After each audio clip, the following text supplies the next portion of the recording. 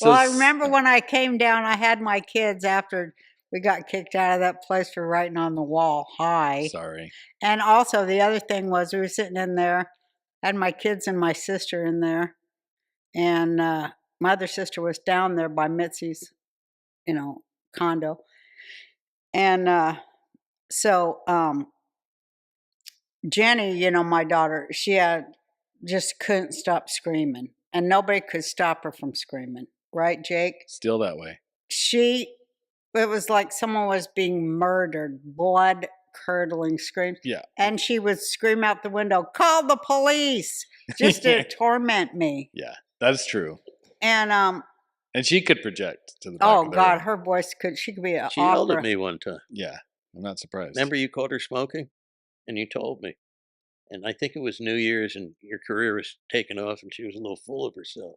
Mom, I'm having a New Year's party with champagne and caviar. Oh, yeah. And I went like this. Will there be smoking? I hate him. Why does he have to be here?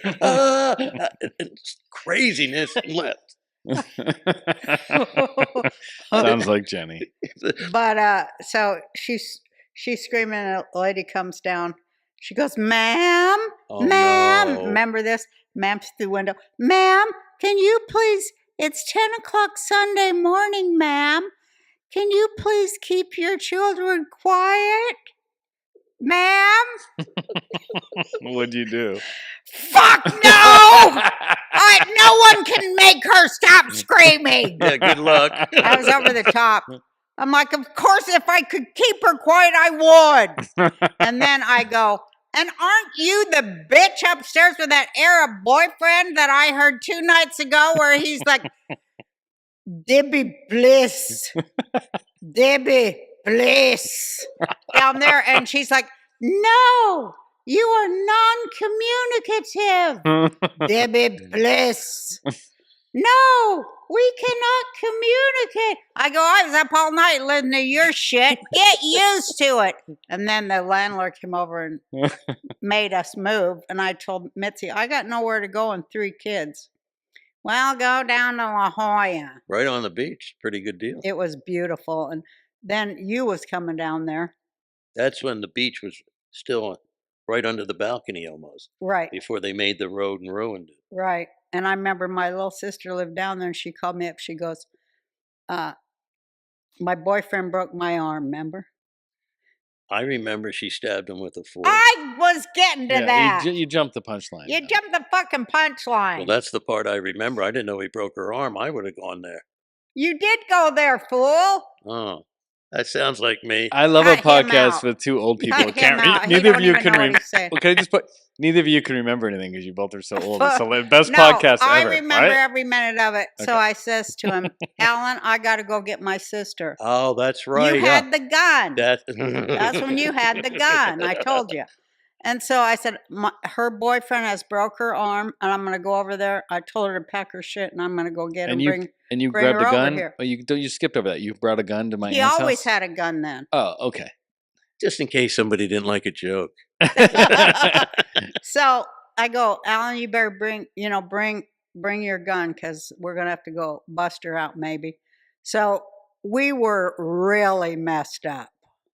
I think my kids had actually wasn't there then because they'd gone home with their dad. Yeah, they went. Yeah, I don't remember this. With their dad, so it was just me and. I know we got really pissed off. No, wait. So we go in, we park underground at her thing. And then you get out of the car. Nobody's in the underground parking lot. You get out of the car like Mannix. You've got the gun up here like this, looking like this in the parking garage. You're like this. I go, Allan, we're not even, she's down the street. Put it away. And so we go down there and I go in there. I go, she had this gorgeous Mexican boyfriend, very tall, very beautiful. And I go, you broke my fucking sister's arm and we're leaving. And he goes, Roseanne, do you know why I broke her arm? You know why her arm's injured? I go, no. He goes, because I was pulling it away from her, stabbing me in the chest with a fork while I was asleep. I forgot how bad it was. Yeah, remember? Well, here's what I remember. I remember a few weeks later, well, let me fix you up with your sister. The fork stabber? Didn't she stab him like 40 times or something? No, she only stabbed him once or twice, Oh, but that's it not was so her bad. other boyfriend. But he didn't purposely break her arm. He was trying to defend Yeah, himself. self-defense. She stabbed another one of her boyfriends back in the day too. Oh yeah, Art. She stabbed. No, Art's the one that Oh. pushed her arm. Okay. But she had another boyfriend. She stabbed him too. Yeah. Yeah, she was bipolar. Well, whatever. Anyway, so Outlaws of Comedy. Oh, the Outlaws of Comedy? Yeah. Well, here's how that comes about. Didn't you do that after you worked on Roseanne? No, that was all before. This was before the Roseanne show, Mhm. the Outlaws of Comedy Mhm. that was with That Sam. started in '85. Yeah, let's talk about who Oh, was in Christ, that. I Carla got it all Bow, mixed Well, up. Sam comes out Sam Kinison. in '80. Sam Kinison, married with a little girl, with Carl's brother, Sam's brother, the whole entourage. Yeah. And he's very polite. There's none of that screaming. I don't even remember him going on. Was it clean? He just said, "I want to meet you in Belzer." He wasn't Sam Kinison yet, right? Well, I just know in Houston when they banned him, he made a cross and hung himself on it across the street. I don't know how sober you are to do Yeah, that. I remember that story. Okay, sorry, go on. True story. No, it's one of the best. And he was very nice, and then he disappeared. And he came back with the entourage, but no wife and no little kid, because it was her kid. Hmm. And they all lived together at different times, and sometimes they, wherever they could crash. And we always played music, and we said, whoever makes it, we'll make the band. We'll do something. And then, Sam, he's very unstable, so we were not friends. And he does his HBO special, and he's touring with Carl. Mhm. And we bump into each other, and I go up to his house, and at that point he had twins, blondes, with him. And he went to bed, and I see they're going through his pockets, so I called a cab and threw them out. So, of course, the next morning it's Angry Sam, and I have to sit him down and say, I protected you. Yeah. Because he trusts nothing. And he goes, well, why don't you and Carl come out? And that's what the Outlaws were. And then at some point, Carla Bow. we started rotating. It was Carl LeBeau, myself, and Sam. And then we had like guests. Belzer did it for 2 nights, but then Sam didn't like his attitude. Lenny Clark did it the longest. Paulie did it a few times, which is a pretty funny story. And Steve Kravitz. And you guys toured? First, it was like little theaters. Yeah. And then it went to arenas. Wow. Yeah. Yeah, I What's the remember, it's biggest pretty arena big. y'all ever played? Well, we did a song with Bon Jovi. We did Wild Thing to 84,000 people. Yeah. In That's awesome. North Jersey. But the biggest one we played might have been 35,000. Wow. And that's hard to control because they're there to see Sam. Right. So it's, and I just go, listen, there's 2 more after me. You can go to the bathroom, but you got to shut the fuck up. And always somebody go, run. That's what it sounds like. Yeah. And they go, row 101, seat R, I'll fuck you up. That was it. The show would start. And then Roseanne, right? Well, I don't know what happened after that. I'm trying to get the How career. did it go? Yeah, your career. When did you come on Roseanne? Sam was gone, and I had no career. Because if you were an outlaw, we're not booking you. You burn our place down. Yeah, you're an outlaw.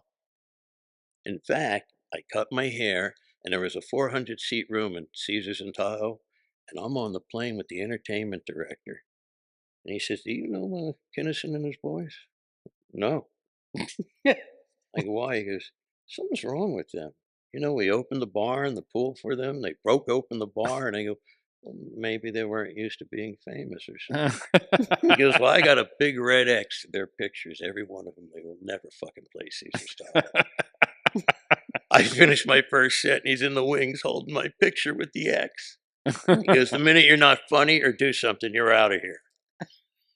Sam, that was our first headlining casino gig, tripped on a wire in the back, and they were just panicked. Sam was going to. So, get the yacht. They have a yacht. So we're on Lake Tahoe, like on a 200-foot yacht, stocked with shrimp, lobster. And we just kept calling down, we need tickets for Diana Ross because they were afraid he was going to sue. But here's why it really went down.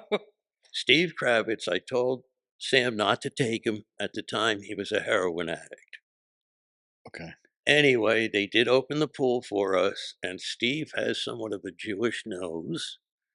And I'm a Jew, I can say it. And he dove in high, and he came up, and you saw that nose go, and blood everywhere in the pool. So they had to drain that pool and have it cleaned. And Sam, it was an accident. Now it's New Year's, and we're the theater where Jerry Seinfeld plays in New York. It's a famous theater. And the show's over. Weather sucks. Sam comes out. His limo's not there. That's what happened to my fucking limo. I go, I think it's in Harlem right now buying dope. And it was. Wow. And that's when he went. Oh, he took the limo to Harlem. Didn't he die, Steve No, Kravitz? he's still alive. Is he sober off Yes. heroin? Has been for years. And he's back to doing stand-up. Oh, good for him, poor bastard. Yeah. How many guys died from fucking heroin overdoses, comics? Well, comics, it was overdosing on almost everything. Because I know some that died from alcohol poisoning. There was a guy, a sweet guy, Larry Beezer. I remember Beezer. I opened for him. He was such an alcoholic. I forget what southern state he was in, but the police literally drove him to the edge of the state and pushed him into the next one and went, do not turn around. And he slowly was losing gigs. And he drank himself silly. And then, of course, Ollie Joe, obesity and booze. They used a crane to move Ollie into the hospital. He got so big towards the end. Did he? How funny was that? They took son of a 100 bitch? pounds of water off in a day. That's Really? how big he was. Oh, remember how funny he was, though? Nobody was funnier than He'd him. take a beer. Ollie Joe Prater? Yeah. He'd Yeah. take a beer, He came to our house for dinner. an unopened beer, put it in his teeth, put it in his mouth, and go like this, and guzzle the whole beer, throw it on the floor, and go, that there's everything I learned in college. With his little tiny cowboy boots.